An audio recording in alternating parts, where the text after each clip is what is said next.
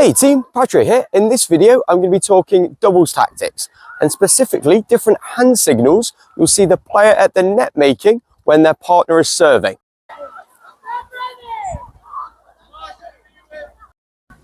Hand signals are used all the time in pro doubles, which is why points often end in the first 4 shots and games tend to go on serve.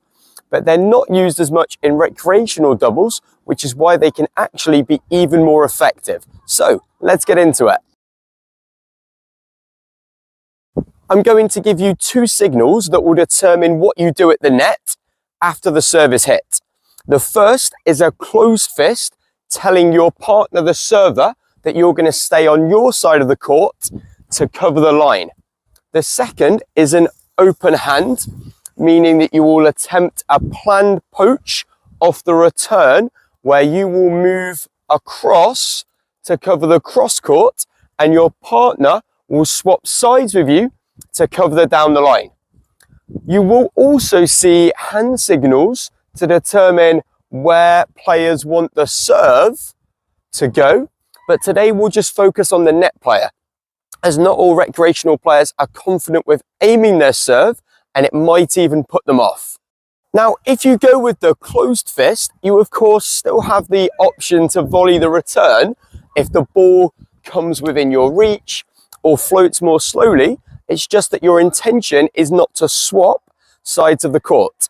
But if you go with the open hand to poach, make sure you commit to moving all the way across. As remember, your partner is going to be going the other way to cover the down the line, and you don't want to end up on the same side of the court.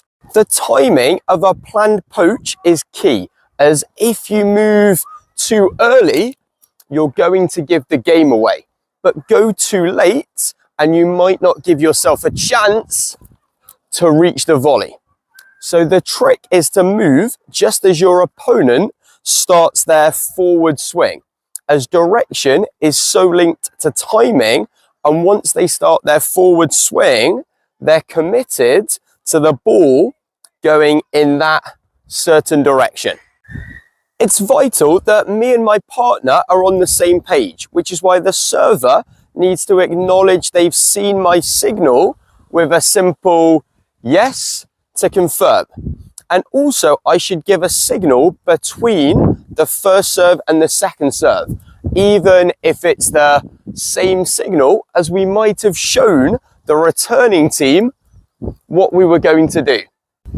This is why in doubles, neither player should stand too wide. And as the volleyer, you want to stand right in the middle of the service box to give yourself the option to poach.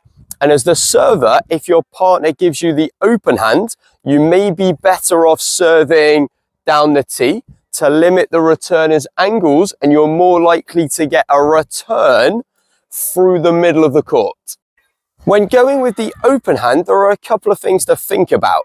As a right-hander, if I'm more comfortable with my forehand volley, I may be better off doing this on the advantage side of the court, as that's the shot that I'm moving over to hit. But it doesn't mean I can't also throw it in on the deuce side. It may also be more effective off my partner's first serve, as if they've got a slower second serve, it gives the returner a chance to rip the ball cross court, giving me a very difficult volley, or they can go hard down the line and my partner might not have time to move across to cover it.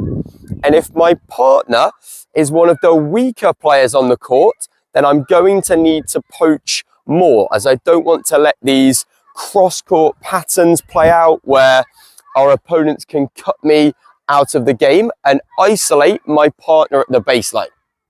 Why this is so important, as my role as the server's partner should be to get involved as quickly as possible to create uncertainty for the returner and disrupt their rhythm. I want to take control of the point and volley on my terms and not let our opponents get comfortable or force my partner to come up with a perfect shot from the baseline time after time, and it's going to be easier for me to win the point with a volley at the net. So try using these signals in your next match, as communication with your partner is such an important role for a doubles team. And if you're new to hand signals, you don't need to use them all the time, but I like to throw them in early on in a match or on a big point where our opponents might be more tentative. And if it doesn't work all the time, or you do get burned, don't give up on it. Remember, you don't need to win every point, and at least you will have manipulated the point to be on your terms. So if you've enjoyed this video, I'd really appreciate it if you could give it a like and consider subscribing to the channel so I can see you on court in the next one. Cheers, guys.